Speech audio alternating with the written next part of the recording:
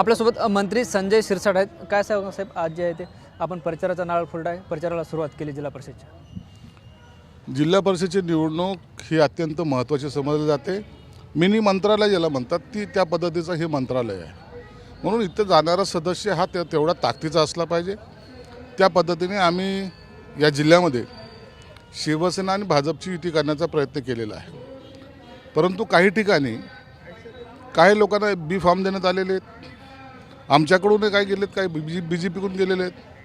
त्यांना आम्ही समजवण्याचा प्रयत्न केला, परंतु अखेरला आजचा शेवटचा दिवस होता. जर काही बी फॉर्म राहिले असतील तर त्या ठिकाणी मैत्रीपूर्ण लढती होतील. शिवसेनेचे उमेदवार किती जागा सर?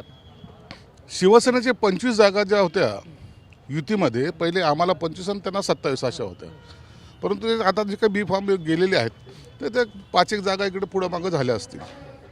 म्हणजे परत जे आपण महानगर बघितलं युती झाली नाही, यात सुद्धा तसं चित्र पाहायला मिळतं. नाही, तसं काही झालेलं नाही आहे. एवढं काही झालेलं नाही. जे काही 4-5 जागा असतील त्या ठिकाणी मैत्रीपूर्ण लढती होतील. आपण बघतोय गेल्या काही दिवसापासून जे आहे ते गणेश नाईक सातत्यानं एकनाथ शिंदे साहेबांना आव्हान देताना पाहायला मिळतात. मात्र आज खासदार नरेंद्र मस्के यांनी रवींद्र चव्हाण यांना एक पत्र दिले की गणेश नाईकांना फ्री हँड द्या, काय करतात ते बघू. हे बघा, माहितीमध्ये आम्ही काम करतोय. आज देवेंद्र फडणवीस असतील, एकनाथ शिंदे साहेब असतील, हे ताकदीने काम करत आहेत, पूर्ण महाराष्ट्रामध्ये जात आहेत. आणि अशा वेळेला एखाद्या माणसाने शिंदे साहेबाला चॅलेंज करणं हे योग्य नाही आहे.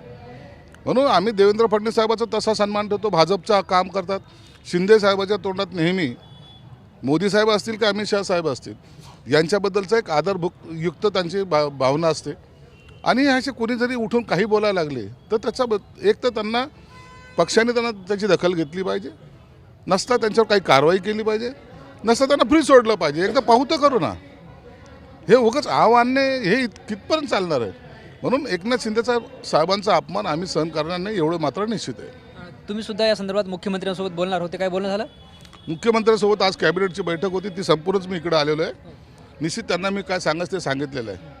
परंतु असे प्रकार वारंवार जर घडले तर मात्र मुख्यमंत्री साहेबाला स्वतः हस्तक्षेप करावा लागेल किंवा त्यांना फ्री हँड सोडून एकदाचं जे काय सोक्षमोक्ष होईल तो लावावा लागेल. बरं, आपण बघतोय एका गायकीने जे आहे ते मुख्यमंत्री देवेंद्र फडणवीस यांच्या पत्नीवर जे आहे ते अतिशय वादग्रस्त असे वक्तव्य केले.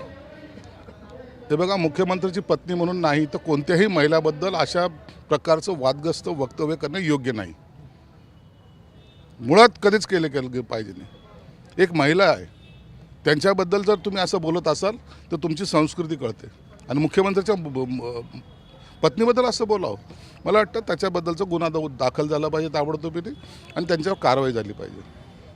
निश्चित आपण बघतो आपल्यासोबत मंत्री संजय शिरसाट होते, ज्यांनी आपल्याच संवाद साधला. कॅमेरा पर्सन अमित आडेसह ज्ञानेश्वर लोंढे, TV9 मराठी, छत्रपती संभाजीनगर.